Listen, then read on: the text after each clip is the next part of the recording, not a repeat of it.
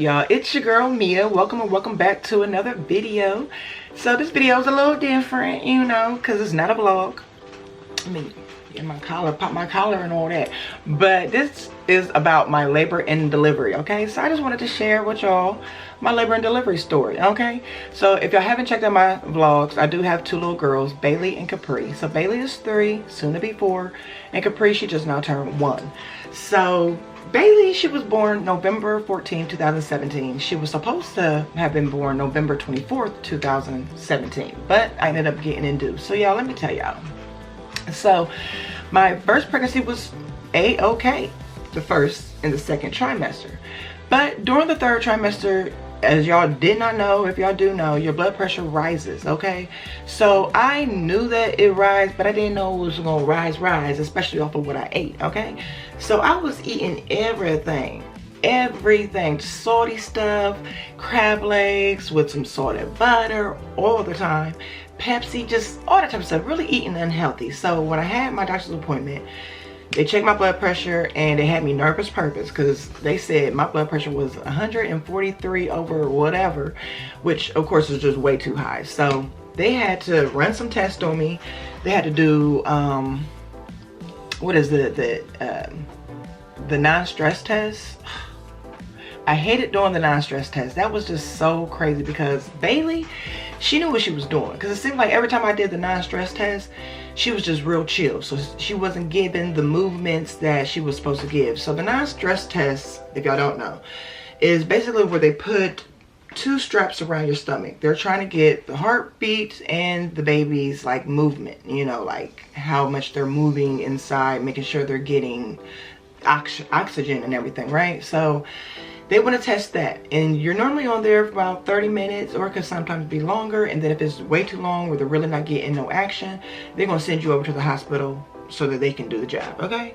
So I would have to go and do that twice a week. Then I will also have to test my protein in my urine, or they tested my protein in my urine. So they would give me like this big old bottle that I would have to take home, and I would have to pee in it for 24 hours and then take it back to the lab, and then they would check it, and then if protein was in my urine, I don't know what the next step would be. They would probably try to induce, who knows, or really like test me. So my blood pressure was not going down. They thought that I was going to have to be induced early, so they ended up giving me a steroid shot. So I had to go to the hospital, get a steroid shot, and everything's because they was trying to build up the baby's lungs in case I did have to get induced early. So I was just like, Lord have mercy, what is going on? And plus with my nerves and my anxiety, I'm just thinking the worst, okay? So my doctor, she said that she was gonna have to induce me, she wants to induce me by 38 weeks. So if my blood pressure did not go down, which it did not ever go down, okay? So of course, you know, we set up the schedule to get induced on 38 weeks, 5 days, okay? So we went on to set it up. I had to go in on a Sunday. So before I went in, I went over to my grandmother's house, since my family is highly saved, okay? I was like, I'm gonna need a good prayer. I know how to pray, but I'm gonna need a good prayer. You feel me? Like a real good one. You feel me? So I went over to my grandma's house, had my cousin come over. He's a prayer, all right? So he went on and said a little prayer for me. And I had some spaghetti. My grandma made some spaghetti, so I had some spaghetti. I wanted another bowl. She was like, you can't be eating that much, okay? You don't want to have no full stomach when you about to get induced. So I'm like, I'm about to be starving. So I go in there on a Sunday at 7 p.m. I was so nervous, okay? So I already had my bags packed and everything like that, since I already knew I was getting induced. So I go in there, and you know, they plug me up, all that type of stuff. So I was already in my mindset like, I'm gonna go ahead and do a natural birth. Since my grandma did natural, I heard my mama did natural, and my auntie did natural, I'm like, I'm gonna go ahead and be a G too, you feel me? So like I said, they go ahead, they induce me, all right? So I'm just sitting there waiting, all that type of stuff. I don't know when they broke my water, but they had to break my water. That didn't feel good, but they did it.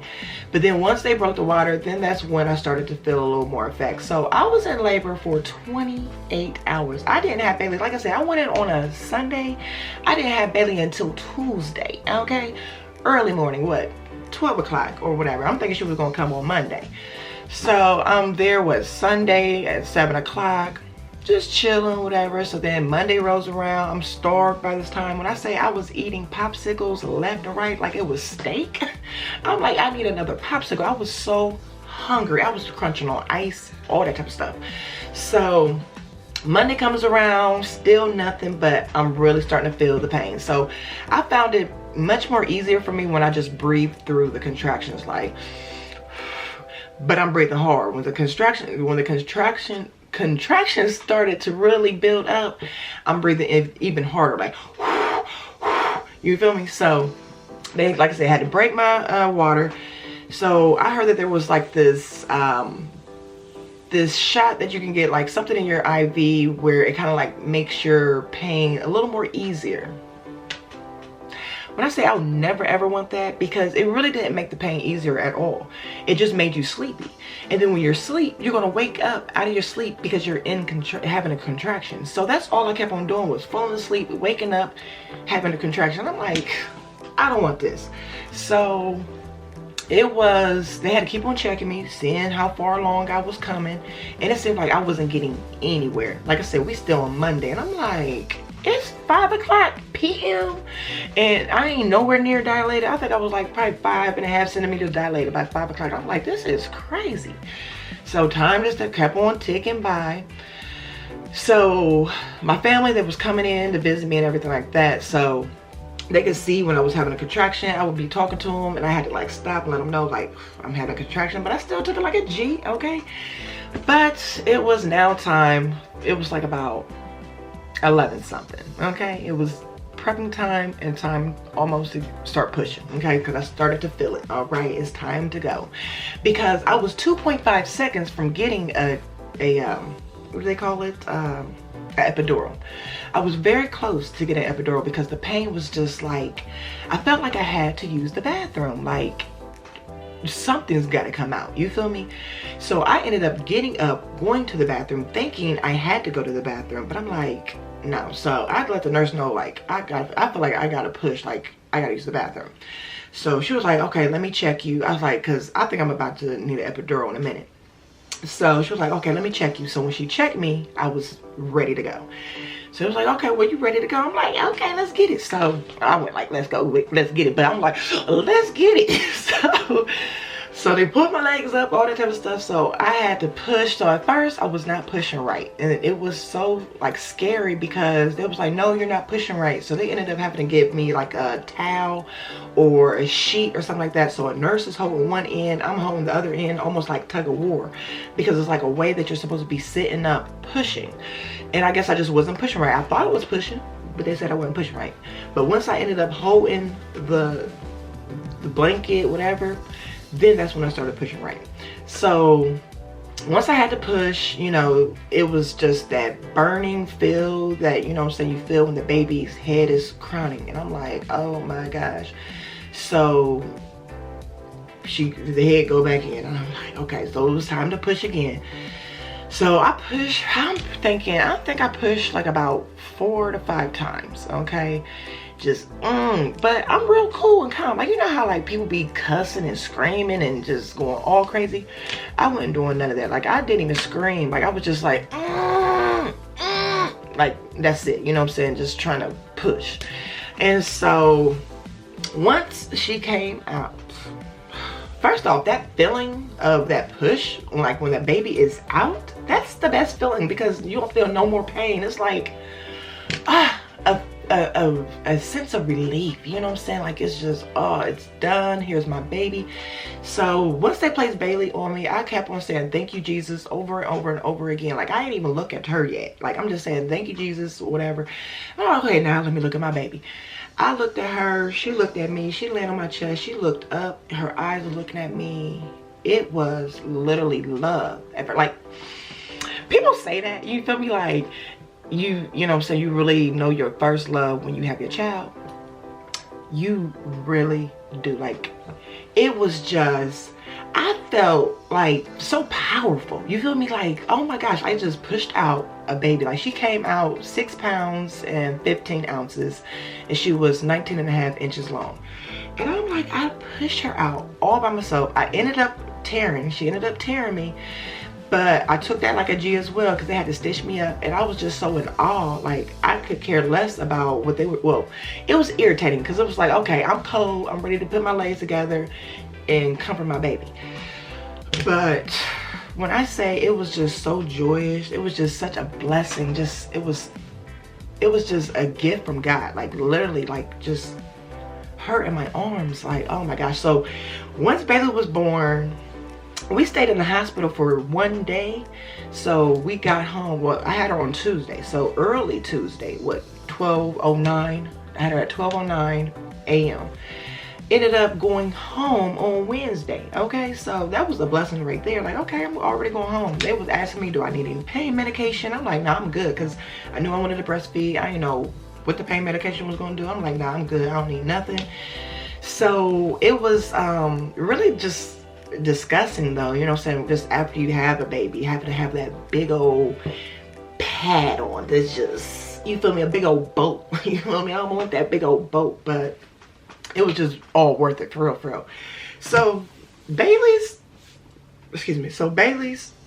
labor and delivery, it was pretty scary, you know, because they had to keep on checking my blood pressure after I had her to make sure everything was good. They was in my room probably every hour or so just to make sure like my blood pressure was still cool. So that was a nuisance right there. But I was like, this can't happen again. So when I got pregnant with Capri, went to the doctor, and that was the first trimester. First trimester, my blood pressure was 143 again. So I don't know if it's because I had some coffee that day, because I'm like, how's 143? Like, I just got here, you know, maybe y'all ain't give me no time to relax, sit down, catch my breath. But I did drink some coffee, and when I looked it up, coffee definitely strikes up your blood pressure. Okay, so that was really the reason. But so when I go there, they was like, oh, your blood pressure is high. This is like the same thing that happened when you were pregnant the first time, so we're going to really make sure that we're monitoring you, all that type of stuff. So I'm like, God, so I was just so stressed. My anxiety was through the roof, but it was just nothing but God, you know, that I was able to have a healthy pregnancy. So I just definitely made sure I watched what I ate this time around when I was pregnant. I didn't eat a whole bunch of salty foods. I didn't eat out a whole lot. I just really made sure I watched what I was intaking in my body. So I really didn't gain too much weight because I was watching what I was eating. Because when I had Bailey, when I was pregnant with her, I blew up. My nose was from what, east to west, okay? It was out there. I gained so much weight. Even after having Bailey, I had so much weight on me, like, because I was just eating just to feed her, trying to make breast milk and all that type of stuff. So I was just eating. And I look back at her 1-year-old pictures, I'm like, I got to lose some weight. Like, this face is too full. All right. So with Capri, I really didn't gain much weight. I was just all belly. So everybody was like, how did you do it? That's how I do it. I just didn't really eat that much. Well, I ate, but I just watched what I ate. So it was just not a whole bunch of junk. You know what I'm saying? So during that pregnancy, my blood pressure was good. First, second, even third trimester. My doctor, she had to give me a pat on the back. Like, I'm so proud of you for making sure your blood pressure was going to be good. I'm like, I wasn't playing, but I still had to do the NST test because she wanted to take precautions. Still had to do the protein in the urine and everything. Still wanted to take precautions just to make sure, since I was high risk with close to preeclampsia. Because last time my ankles was way swollen, feet, all that type of stuff, hands. But this pregnancy, it was just totally different. So she said that she was going to induce me still, just because of what happened last time. So I'm like, I don't want to get induced. I would love to experience a natural labor. Baby, you got to watch what you ask for, okay? Because that's showing okay. So Capri, she was going to be induced on the 23rd or the 22nd of August. So that was her due date. Or that's when I was going to be getting induced. But Capri decided to come when she was on the 16th of August, 2020. So she is a pandemic baby. So the pandemic era, having a baby in the pandemic, it's, you know what I'm saying? The only thing I did like was having my rest when you're in the hospital. You ain't got a whole bunch of visitors and all that type of stuff coming in. But anyway, I'm jumping ahead. So when I had Capri, so had met up with my cousins, and I was like, let's have like a last little hoorah, because I know I ain't about to be out here much, because I'm about to be a mama too. I'm about to be busy at the house. So I was like, let's get together, have a seafood boil. So before I go to the seafood boil, my aunt, she was like, you should play a trick on them and let them think that you were in labor. I'm like, yeah, I should do that. You feel me? She was like, because I already know their nerves ain't gonna be able to take it. I'm like, you're right, you're right. So get over there, I whip up the seafood boil with Sappy Tappy. And soon after I ate that seafood boil, I started feeling contractions. And I said, ooh, is these contractions? Oh, before we jump over to that, so a week before I go over my cousin's house, my plug, what does they call it? What do they call that plug? Let me see what they call that plug real quick, because that plug came out. And I never experienced that when I was pregnant with Bailey. So let me see. All right, so it's called a mucus plug. So my mucus plug ended up coming out when I was at home, and it freaked me out because I said, what is this? All I seen was like spotting, and I'm like, what is going on? So I ended up calling my doctor. She was basically like making like, you tripping, okay, just relax, it ain't nothing to be worried about. So I'm like, okay. She was like, but you could have your baby at any time since your plug came out. I'm like, uh-oh. So I made sure I kept an eye on it or whatever. So that was like I said, so that happened on probably a Saturday, okay? So a week, maybe a Sunday. So a week goes by. So that's next Saturday, I'll hook up with my cousins. We have our seafood boil. So the seafood boil, I ended up having, like I said, contractions. So we playing a game, you know, the contractions coming every 20 minutes. And I'm like, these are serious. I got to go.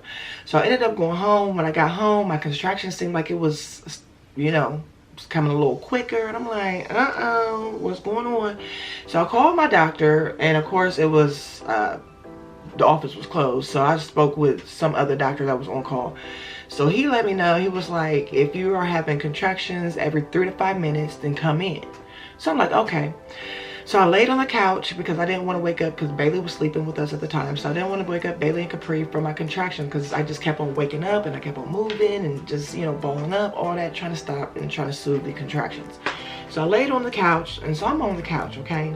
Contractions come left and right. So I'm sleep, finally able to get a little sleep.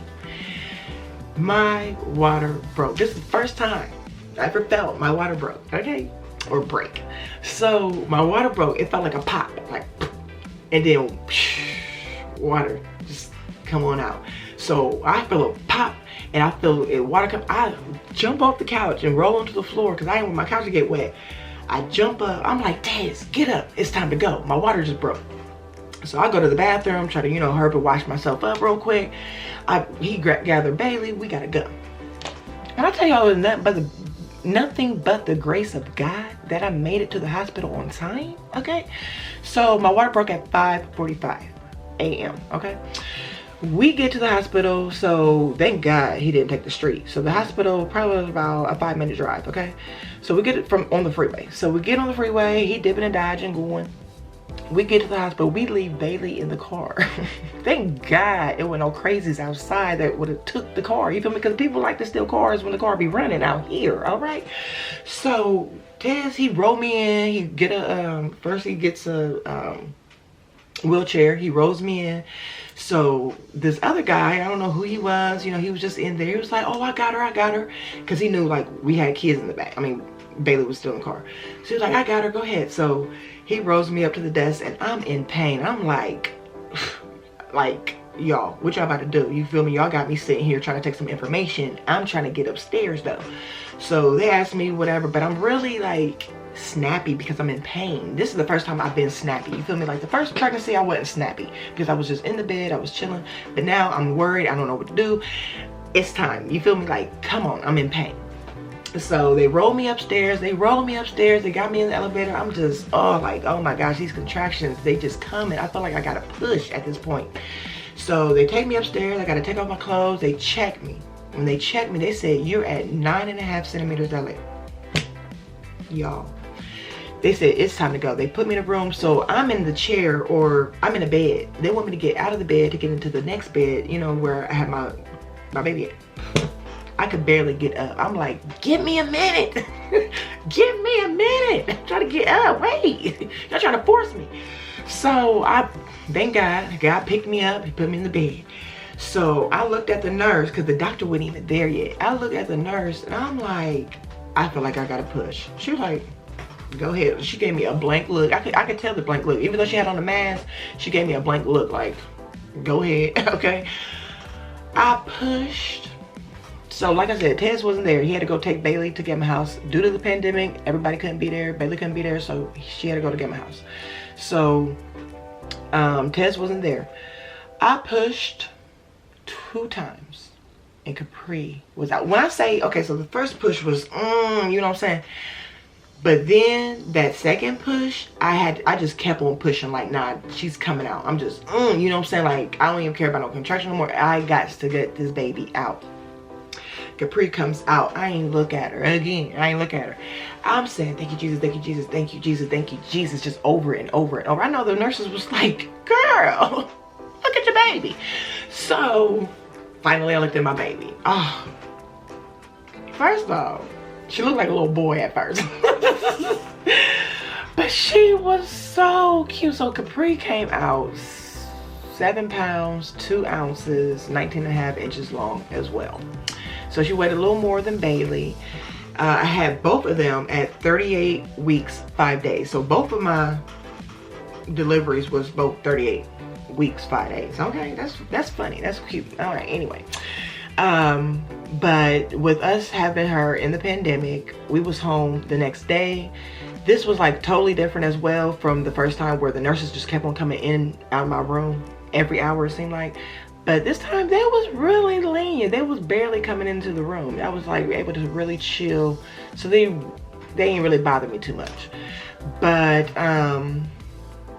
oh, Capri's was also natural. I mean, of course it had to have been natural. I didn't even have time to even ask for epidural, even though I was planning on having a natural labor again, because I'm like, this ain't bad. Like, I guess I can take pain because this ain't too bad. It just feel like you gotta poop really, really, really bad. That's it. You feel me? Like times 10. You feel me? Like, I got to get this out. BG's on Bow Wow. All right.